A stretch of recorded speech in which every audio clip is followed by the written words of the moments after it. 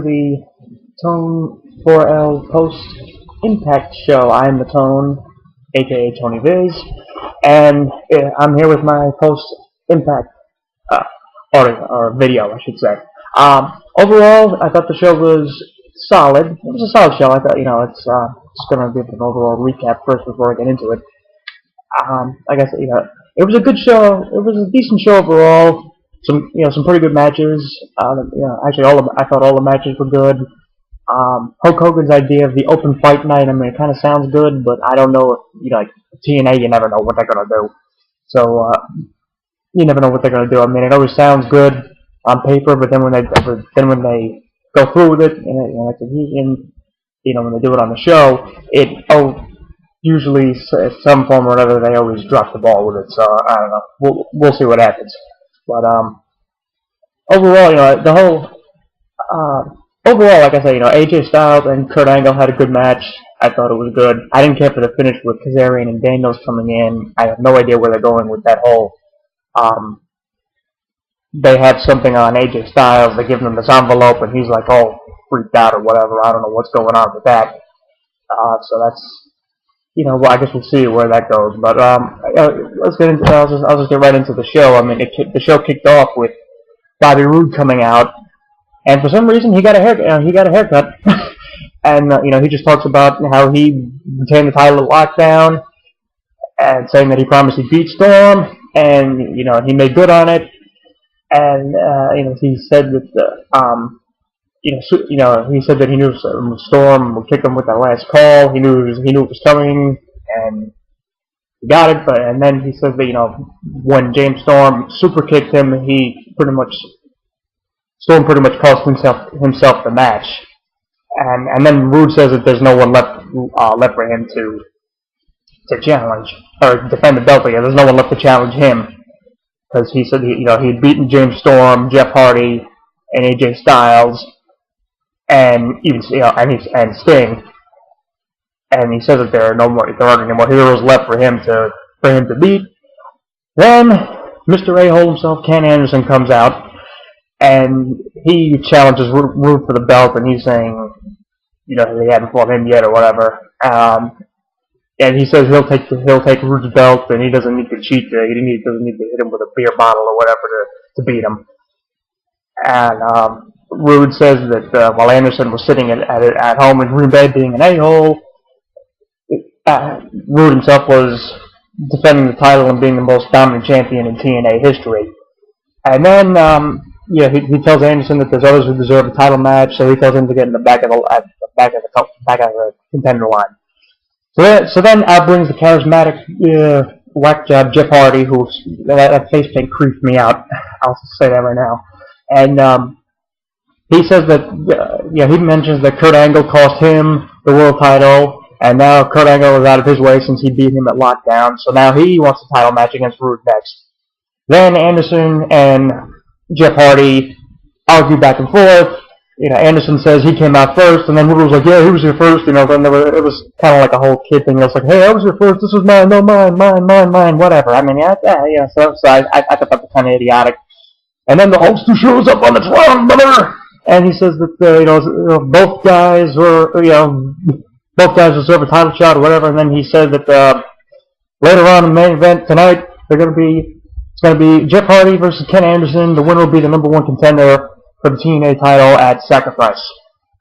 I thought it was actually a really mixed bag of a segment to start the show. Bobby Roode has been a great heel. His promos are really good. But as far as Jeff Hardy and Ken Anderson arguing back and forth like little school kids, and then Hulk Hogan showing up on the Tron, that was whatever. I wasn't really into that.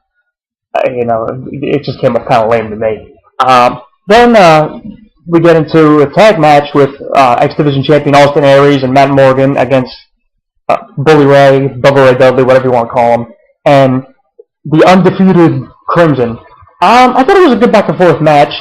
Crimson and Ray got the win. Ray got the pin on Aries with a handful of tights.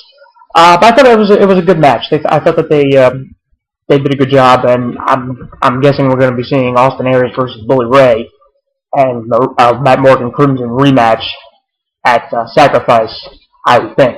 That would make sense. But with TNA, it's like, when things that make sense, usually, sometimes they tend not to happen. Yeah.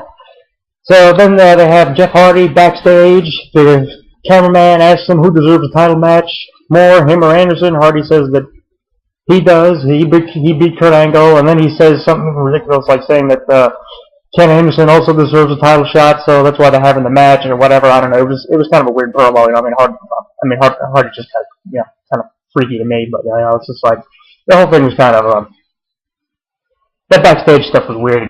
Sometimes I think it's like the backstage segments. I think it's like when they're talking to the cameraman or whatever. Those are very hit and miss segments. So sometimes they could be good, and sometimes they could be like, what the hell is this? It's just like why the hell are we watching this again? Then, oh god, we had freaking Garrett Bischoff coming out with his teammates from Lockdown, except for minus Austin Aries. So he was out there with Ken Anderson, AJ Styles, and Van Dam. They talk about Garrett talks about how Lockdown was one of the biggest nights of his life, saying that the stakes were high. They came out on top. They won their match, and he got to hit his old man over the head with the guitar and rid TNA of Eric Bischoff. And when they mentioned the name Bischoff, they bleeped it out, which I thought was really fucking stupid. So he thanks his teammates, and he says, "Hey, Austin Aries, I know you're watching back there too." And he's saying, "If it wasn't for you guys, I couldn't have done it without you guys." Then AJ Styles takes the mic, says Garrett's got a set of balls, and he said that because he took a beating, but then he made the comeback, and he managed to break the guitar over Eazy-E's head and get the win. Okay, whatever. It's just like, wait a minute, right there. It's just it's like a guy like AJ Styles has been with TNA since day one. He was on the very first show. The guy's really talented and is the present, not the future, of the wrestling industry. And to have, I don't know why in God's name they're having guys like him, Daniels, Kazarian, and all the other talented guys, Austin Aries and what have you, be booked as background second fiddle players to Garrett Bischoff just because he's Eric Bleepoff's son. I guess if they're gonna bleep it out, I might as well too. But so then Nature Boy Ric Flair comes out, who I'm also really tired of seeing. Woo! I'm a two-time Hall of Famer and all that bullcrap. Yeah, whatever. So he comes out, says that the only reason that all the talents who are in the ring right now are in the ring is because of Eric Bischoff, which actually not all of them are, because freaking RVD was in ECW. He was. I don't even know if Bischoff was running WCW when Van Dam was there. He didn't get anything anyway. But that whole thing didn't make sense. And Flair calls Garrett a punk, and he says that because AJ and the other guys are hanging around with Garrett, that makes them punks also. Okay, whatever. And then he says the next week he's gonna throw a bash in honor of Eazy-E, whatever. It was so stupid. I'm saying it's like Garrett getting this push at the expense of the talent like AJ Styles and the other guys in the company who really worked their asses off. To me, it's just a freaking it's just a freaking shame. It's just it's just like I don't know how the hell Hogan and Bischoff came in and just like took control of everything. It's like a lot of the times it feels like WCW all over again. They're making the same mistakes. That's one thing Scott Steiner said on his tweets that I agree on about Hogan and Bischoff just fucking up everything. I think he's right on the money there with that. So that was a very idiotic segment. I thought I really didn't care for it. It's like, oh yeah, can't say that. Eric Bischoff can't use his real he can't use his real name. I mean, what the hell does that mean? I don't get it. And AJ Styles should definitely be in a more prominent position than this. Okay, so then we go backstage to Frankie Kazarian and Christopher Daniels, and Daniels says that the secret he's had isn't over Kazarian's head. It's not about Kazarian, but it's been about AJ. He takes out this envelope, and he says, "Okay, we'll find out tonight. He might give us some answers tonight of what's going on. I have no idea where they're going with this. They've been doing this for about 3 or 4 months now. I don't know. I've actually lost track. But the whole, it's like first he was blackmailing Kazarian. Now it's like they both got something on AJ. I don't know what the hell they're doing. It's just like I have no idea where they're going with this. Then they have a little bit of Devon, Samoa Joe, and Magnus backstage, talking about having to go in the ring later on. Oh yeah, that was the part I forgot to mention earlier. Hulk Hogan on the Tron said that he wanted all the TNA champions in the ring later on in the show. So they were just talking about that for a little bit. Not a bad backstage segment. Then we go to AJ Styles and Kurt Angle. I thought this was a good match. I guess I don't know whether or not Angle really tore his hamstring because it's like he pulled out of the Olympic trials or whatever because of he says because of that.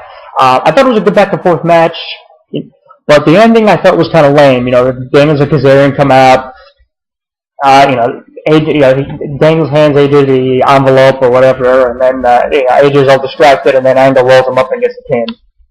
And then Daniels is walking up the ramp with Kazarian, and he's pretty much taunting AJ, and then Kurt Angle was telling AJ that he had nothing to do with what they were up to. Like I said, good match, lame finish.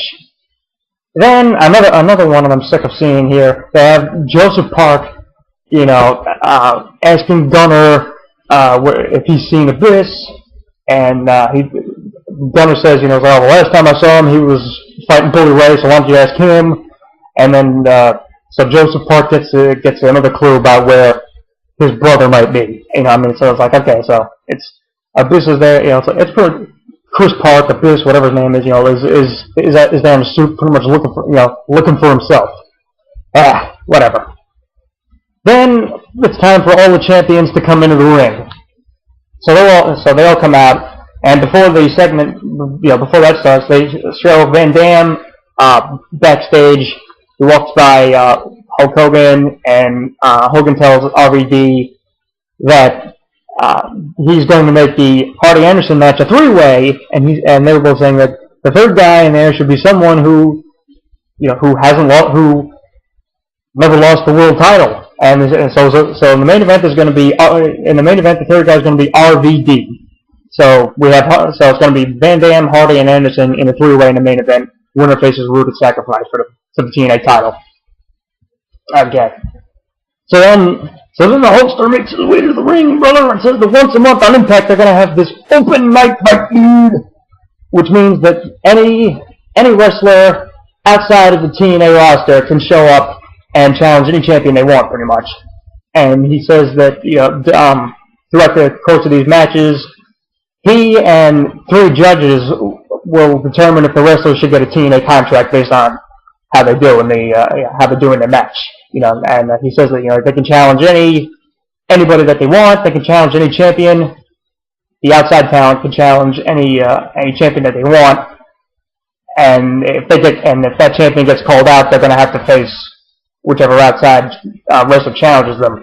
So then Rude bitches about it, and he says it's like he says that this is his show because he's the world champion, and he's saying it's like, you don't believe me, ask Sting, the former GM. And then Hogan says he called out the champions because he wants them to be ready and to be ready for anything to have the champions. And then Gail Kim chimes in and asks who decides this. And Hogan says he decides who's going to be defending their titles, and he wants to know what the Impact Maniacs want to see, dude. And then Devon gets the mic and says he's of course being babyface, he's on board with the idea, and he said he'll be defending champion. So, and then Hogan's like, oh, that's great, Devon, I was just coming to you next, and then, so he says that every week the TV title used to be defended all the time on the shows, and back in the day it was. So now Hogan says that the TV title will be defended every week on Impact. Well, okay. Okay, I mean, we haven't seen the TV title on TV in months, so it's like, it was like they might as well, it was on the last 2 pay-per-views. It's like pretty much, that felt as a meaningless belt. But so Devon was like, oh yeah, testify and everything, and then Hogan says that everyone fights on open night, on open fight night, brother. And then Rude gets all pissed off. He's got this pissed look on his face. Gail Kim is all like, she's all disgruntled too. And of course, being the other champions being baby faces, Joe, Magnus, Austin Aries, and Devon. Of course, they all don't object to it. They're all on board with it. So, not a bad segment, but and I didn't think Hulk Hogan's promo was actually, I thought it was actually better than usual. And I guess it's pretty much all to say about that. Then we had the 8 knockout tag match, with Gail Kim, who was already in the ring, so they went right into it. It was Gail Kim, Sarita, Rosita, and Madison Rayne against Velvet Sky, Mickie James, and the returning Tara and Brooke Tessmacher, who made their return after being off TV for a few months. I don't know where they work, but I thought it was a good back and forth match. I thought all the women worked hard. I think Velvet distracted Gail Kim. But it got into the match broke down into a brawl like all the tag matches do. And Gail Kim was distracted by Velvet or whatever, and then Brooke Tessmacher rolled up Gail Kim for the 3 count. So they might be setting something up where Brooke will challenge Gail Kim for the Knockouts title at some point. Maybe I don't know, but sacrifice or whatever. Been a pretty much short, backstage segment with Ken Anderson talking about the 3-way main event and how he's looking forward to open fight night because he loves to fight or whatever. I forget what he said, and something along those lines. Then they show Eric Young and ODB sitting soaking up the sun somewhere, just as part of their honeymoon or whatever. Some dude shows up, and Eric Young's got ice on his crotch. He's got and then and then Eric gets freaked out at this guy for looking at ODB. Whatever, it was stupid. The less said about this, the better. And then we had Devon versus Gunner for the television championship. I think it was a good match. Devon got the pin, but I thought it was a solid match. I thought both guys worked hard. Devon is obviously one of the veteran back from ECW days who's really good. Who's really good. He should definitely be booked in a better position, I think.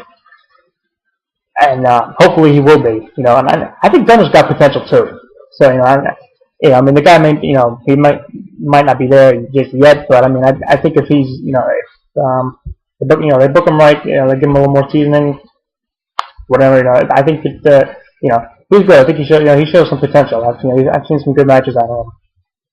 So then after that, James Storm comes out, and as he's walking down the ramp, Devon walks up, and then James Storm shakes Devon's hand and he hugs him. And then Storm comes to the ring. Then they go to commercial, back from commercial, and Storm was all upset about that he didn't win the lockdown, and he apologizes to the fans for losing the match, and he says that he let his family and all the fans in Nashville down.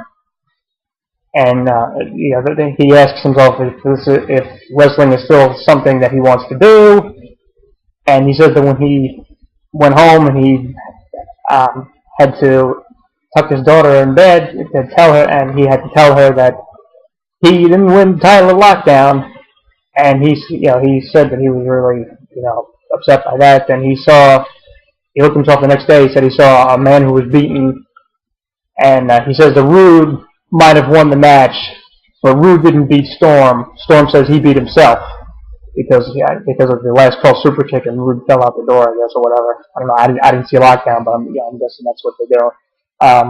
Then Storm says he loves what he does, being a wrestler, and it's like he thanks the fans for letting him live this life, which was a really good segment, which was a good promo, I thought, and then he mentions that maybe Bobby Roode was right when he said that James Storm's luck had run out. I thought that was really good, and then Storm was, he was going to say more, but then he just got all emotional and he dropped the mic and he headed up the ramp. I thought that was a really good promo. Storm showed a lot of emotion here, just feeling like, the guy who was, it's like, damn, I didn't get the job done in my hometown, it's like, should I still be here, and all that stuff, it's like, him feeling, I guess, it's like him feeling kind of torn, but, it's like, he's going to stick around, but, him thanking the fans and everything was good. I gotta say, really good promo from James Storm. That guy is really awesome. He's another guy who should be, I mean, he was in the main event, but I don't know what they're gonna do with him going forward now. Then we get to the main event of the show. Van Dam, Jeff Hardy, Ken Anderson. Good back and forth match. I thought they did some good stuff there. And then Van Dam got the win, pinning Jeff with a backslide. I thought that was good. I thought they did a good job there. I thought the guys were good. I mean, Hardy can have a good match when he wants to. Ken Anderson is hit and miss. Van Dam, it's like if he's got his working boots on, he can go too. I know lately he's been kind of coasting it, but I thought he did. I thought he had a solid. I thought he gave it a solid effort here.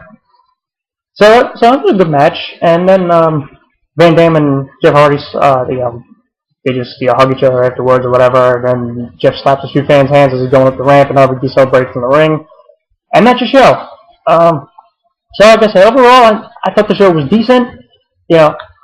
I thought all the matches were good. Morgan and Aries vs. Ray and Crimson, decent match. AJ Kurt Angle was good. Didn't care for the finish. I don't know where they're going with Daniels and Kazarian having something on AJ, whatever it is. I don't know, but the 8 knockouts tag was good. Also, I thought all 8 knockouts worked out in that one. Devon Gunner, good match, and so was the 3-way main event. And like I said, the opening of the show, wasn't really into it. And the Garrett Bischoff, Ric Flair stuff was ridiculous also. I guess we'll see what they do with Open Fight Night next week. And I guess that's about pretty much it. So overall, I thought this was okay show. Because I wasn't really into the opening segment, either with Hardy and Anderson bickering, and then Hogan showing up on the Tron. But Ruth's promo at the beginning was good. And then the segment where Hogan had all the champs in the ring with the open fight night, I didn't mind that. I didn't think I thought Hulk Hogan cut one of his better promos here than he sometimes does. But so hopefully, like I said, they'll be bringing in some young guys, and let some new guys from OVW or wherever get a chance to have some good matches on the shows. And so that's pretty much it. Like I said, AJ Styles, Kurt Angle was good. The whole idea of bleeping out Eric Bischoff's name because he can't use his own name anymore is just stupid. Abyss or Joseph Park, Chris Park, whatever you want to call him, looking for Abyss. I'm getting tired of that. That got old real fast. James Storm's promo about feeling upset that he didn't get the job done in lockdown and wondering whether or not he should stay in the wrestling business was really good. Him thanking the fans was a nice touch too. And the 3-way was good too. RVD, Anderson, and Jeff Hardy. I thought it was a good show. So overall, I thought this was a good show this week. So that'll do it for me now. So if you want, you can check out my blogs at tonyviz.blogspot.com, and you can feel free to leave a comment on here, and I guess that'll pretty much wrap it up. So I'll be back with maybe a SmackDown post video thoughts, and hopefully I'll be doing these more often. So until then, I'm the Tone, aka Tony Viz. Thanks for watching, and take care, and I'll be back, and I'll be back real soon. Take care, folks.